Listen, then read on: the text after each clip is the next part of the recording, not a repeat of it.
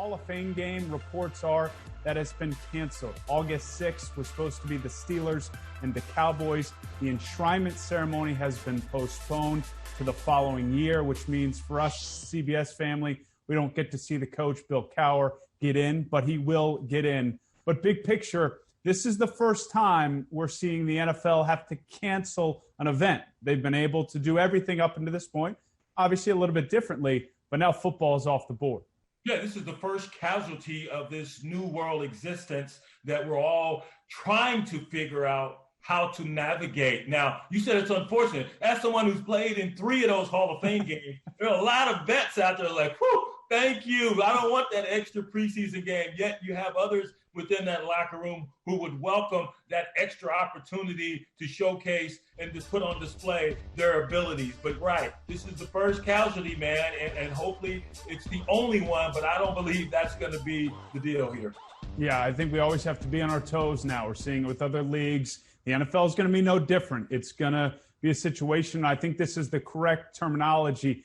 Football is going to have to bend to the coronavirus, not the other way around. And it's the perfect transition to some players now starting to comment on the possible return.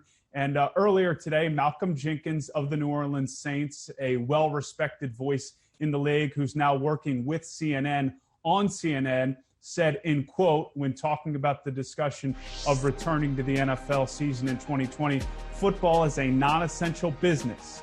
Went on to say, until the risk of coronavirus has been eliminated, I would not feel comfortable going back. Your reaction, BJ? Well, it's not essential for someone who's had a lengthy, very well-paid career, as has Malcolm Jenkins, who's one heck of a football player. But there are others behind the scenes who see this as essential. But that being said, their livelihood is predicated on guys like Malcolm Jenkins having the ability to go out there and draw the masses to those arenas. So I understand exactly where he's coming from. He's correct. I want to play in an environment that's 100% safe. We discussed this yesterday with the Avery Bradley situation there for the Los Angeles Lakers. So I get where he's coming from. Probably would have worded it a little bit differently to not have it perceived as a slight towards those who work behind the scenes and where this is their livelihood. This is how they feed their family on a daily, yearly basis, whereas a guy who's now making millions and millions of dollars, and I don't begrudge that because he's earned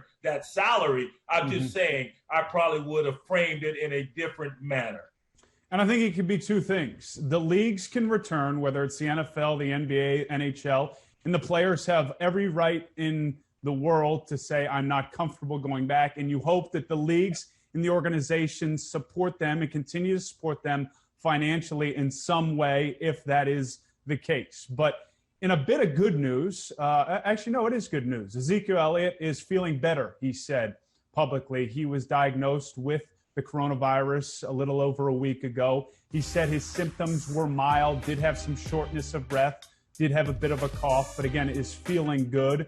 And this is, I think, from my perspective, BJ, important for those around sports, in sports, to see guys contract the virus, go through the recovery process, and move forward to being able to compete again, or at least get to a gym or start working out.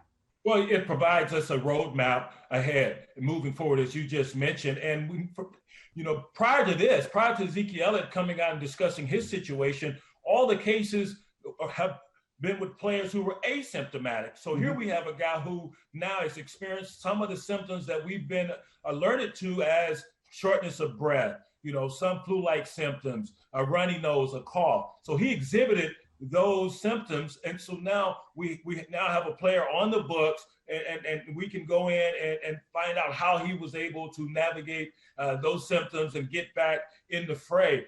So this awareness of what's going on with our body, that's one thing that these athletes will be in tune with as far as how their body feels. They know they're well-tuned specimens and machines. So they have this awareness, this innate awareness of what's going on with their bodies. And now they can speak from a position of strength if they have the symptoms, they possess those symptoms, as Ezekiel Elliott has just done.